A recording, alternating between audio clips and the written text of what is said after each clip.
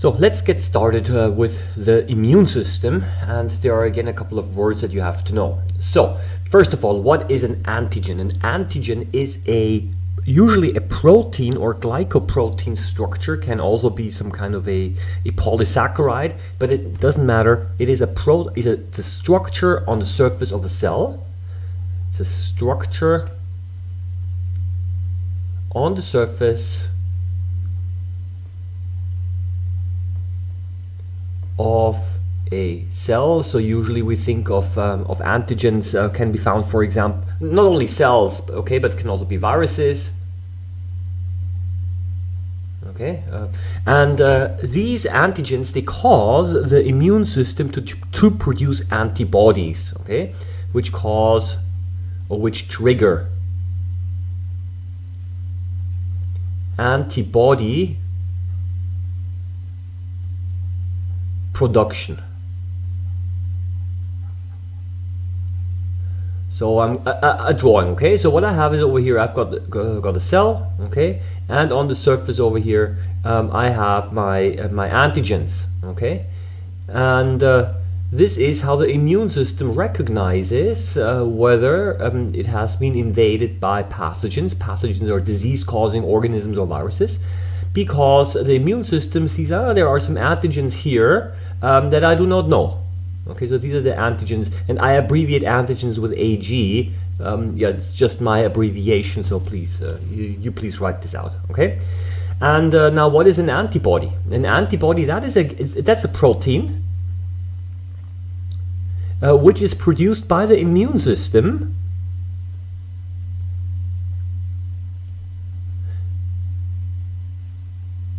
which binds against these antigens, okay? They bind against antigens. They have a Y shape. So what I do is I usually draw an antibody like a Y shape here, and here at the tip of the Y, this is where they can bind against the antigen. Antibodies are also known as immunoglobulins. Immunoglobulins. And what I do is sometimes I abbreviate them with IG. Okay, that is usually that is probably the more correct way of abbreviating them. Some people are also AB, like antibody, but I think that is not such a good idea to abbreviate it, because there are different antibodies around, like IgG, IgE, IgA, and they actually have a name and they're called IG. Okay, so that is probably the better way of abbreviating antibody. Immunoglobulins. And what they do is the following. If I have over here, let's go back here at the top, I've got my antigens on the surface over here, and the antibodies, they bind against these antigens here, and this way they deactivate the pathogen, okay, and the pathogen dies or is removed, okay? So this is how it works. There are you might now wonder, why do the cells have antigens in the first place on the surface? And there are different reasons for this. I mean, and one of the reasons is that these antigens can be used to stick to surfaces. So for example, one thing could be that these antibodies can be used for attachment.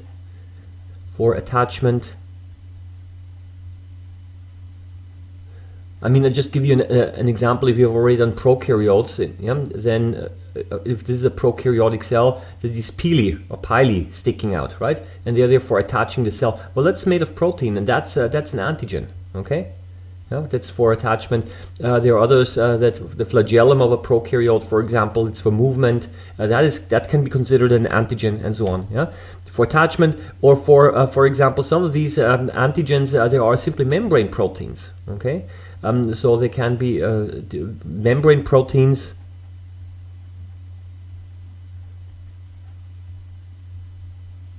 that do a variety of different functions. And I know membrane protein is not a function, but if you go into the chapter of the function of membrane proteins, then you will actually see what they can all do. I mean, there can be channel proteins, channels and pumps, etc. I think maybe not so important at this point right now. I think the real reason why I'm telling you this is that these antigens, they have a real function for the cell, okay? They are actually normally there to do something useful. They have a function, okay? And therefore, and the body can use now these antigens as a, how shall I say, as an indicator whether we're talking about here, whether it's a foreign organism that has invaded the body, okay? So that is the thing. So antigens are, side question, do our cells have antigens? Yeah, of course. We also have antigens. We have our own body own antigens, and it's important that our immune system does not produce antibodies that work against our own antigens. Otherwise we have a so-called autoimmune disease, and that's not so good.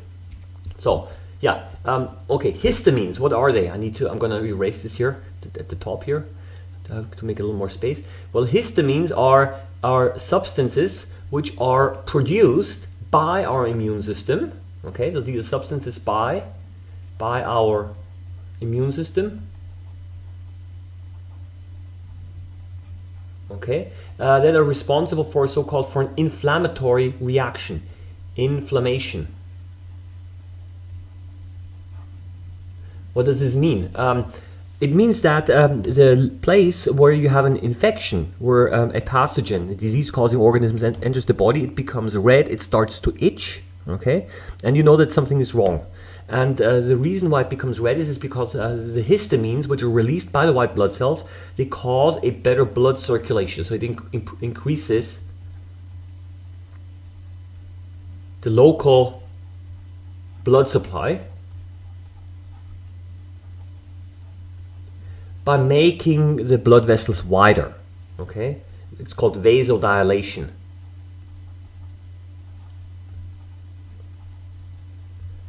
Vasodilation means that it makes the blood vessels wider, so there can be more blood there. And why is this important? Because then, of course, more white blood cells can enter the place.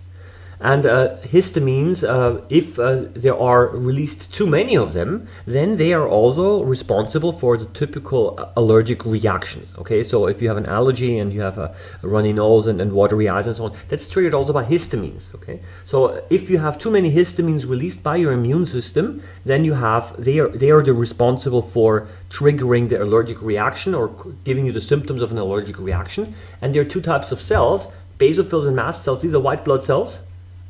Okay, white blood cells, please write it out. And they produce histamines and release them into the blood. Okay, so what is an allergy now? An allergy is if the immune response against certain antigens is too strong. Okay, so the immune system responds too strongly. Responds too strongly against certain antigens. For example, pollen in the air, okay, dust, well actually it's not the dust, these are the dust mites that cause so-called dust allergy and so on, okay. Antigens, okay, so that is the thing, okay. So for example, people who have a peanut allergy, they will over-respond to certain peanut proteins, and the response can be so strong that and the histamine release so strong that it actually kills the person. Especially peanut allergy seems to be quite dangerous in that respect. Okay, so that is basically the first part over here. And now I'm going to move on. I'm now moving on to give you some concrete examples, because I'm going to talk about the antigens of red blood cells now. Okay, and what we have over here is we have we're going to just fill out the table here together, and so you see how human antigens like on red blood cells can also be important, and how they interact with antibodies. So what we have is we have different blood groups. We have blood group A, we have blood group B, we have blood group AB, and we have blood group O, or some people call it 0. Now the thing is, for your information, these have historical importance. There are more blood groups. For example, there are H factor, the rhesus factor, and so on. But they are pretty important here and have big historical value. So that's why I'm going to talk about them. So a person who has blood group A on the red blood cell, I'm just going to draw this here somewhere. Let's say that this is the red blood cell, okay? Will have on its surface A antigens. I'm just going to say that the A antigen is a little circle over here. I'm drawing this way too big, okay? And that's a schematic drawing, yeah? So that should be the A antigen. Antigen. Okay. Well, B has blood group B has B antigens and should look a little bit different. So I'm just gonna make a, I don't know, yeah, I'm gonna make it look like this. Okay. Blood group A, B, those folks have both. Okay. The blood group, they have A antigens and B antigens on the surface. Okay. And blood group O, you know what? They don't have it. Okay.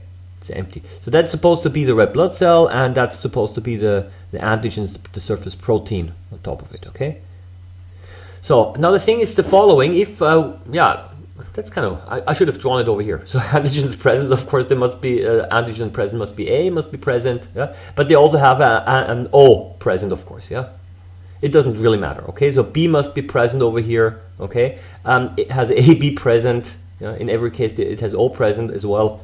Nothing present as well, and O has O.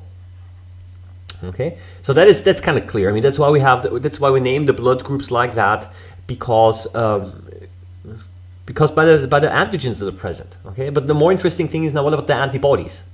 The thing is, the person who has antigen A cannot have antibodies that bind against A, because that would mean that the antibodies would attack its own blood. Okay, so they cannot have anti-A antibodies, but they can have B antibodies. Okay, so those people who have blood group A, they have B or anti-B antibodies. So I'm going to draw an antibody like right now. B looks like this, right? It looks like this. So the antibody would look like this. And it's as a circle. So these B antibodies, they would fit against B. Okay, so they would actually fit in here, but they would not fit against A. Yeah, and a person with blood group B has anti-A. Now I'm going to abbreviate it: immunoglobulins, IG antibodies, right? Okay, and how do they look like? Those antibodies look like this. Okay. So they can attack A blood, okay? And AB, what do they have? Is they don't have it, okay? No anti-A and B immunoglobulins antibodies, right? Because otherwise, if they would have it, then they would attack its own blood, and blood group O has both. Both anti-A, B antibodies. Okay, I'm going to draw it here. Okay, so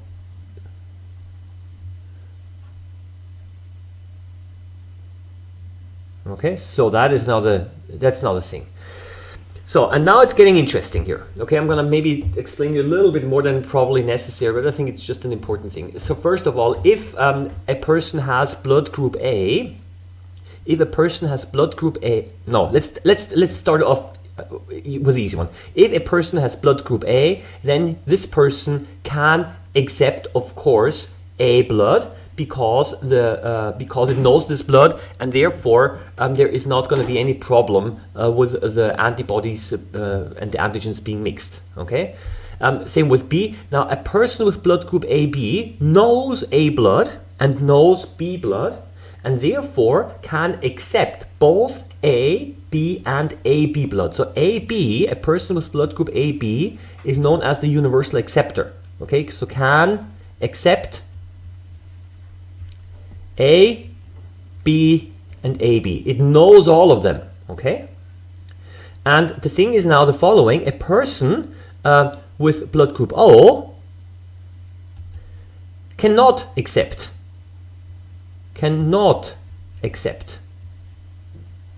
Okay, A, B, and because it doesn't know it, and for them any type of blood will be considered as foreign, and it will start to attack it. Okay. So now so that is AB is, that's also known as the universal acceptor.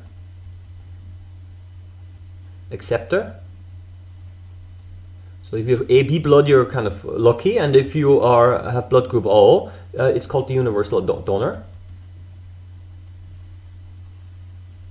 And in this case, if you have got blood O, you're also very lucky because you can help other people, because your blood can be transfused to other people as well.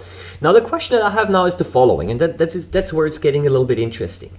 Well, AB can of course also accept O. That's important, okay? Because can AB accept O? Because O doesn't have any antigens on it, okay? So, and therefore it doesn't see it, so it's not a problem. So I forgot this here. That's kind of important. So now let's have a look here a little bit, and that's that's not a part that I would like to explain, because there has been a question once by one of my students, and I think it's an interesting question which must be explained. If this is the case, let's have a look here, okay? If this is the case, that AB can accept all blood types, it can accept O as well, because it doesn't have these antigens on it, so it doesn't see them. It's kind of invisible, okay, to the immune system. But the question that I have right now, let's say I have AB blood, right? I'm gonna draw this. I'm just gonna draw myself over here. I think pictures are always very good. So I've got AB blood, and I'm receiving now blood group O, okay, from another person who has got blood group O, and I'm now receiving this blood by blood transfusion. And now I get basically red blood cells that do not have the antigens on it, okay, and that's fine. So my immune system does not see them. But the question that I have right now is I'm not only getting blood with no antigens on it, or with O, but I'm also getting anti-A and anti-B antibodies from this person.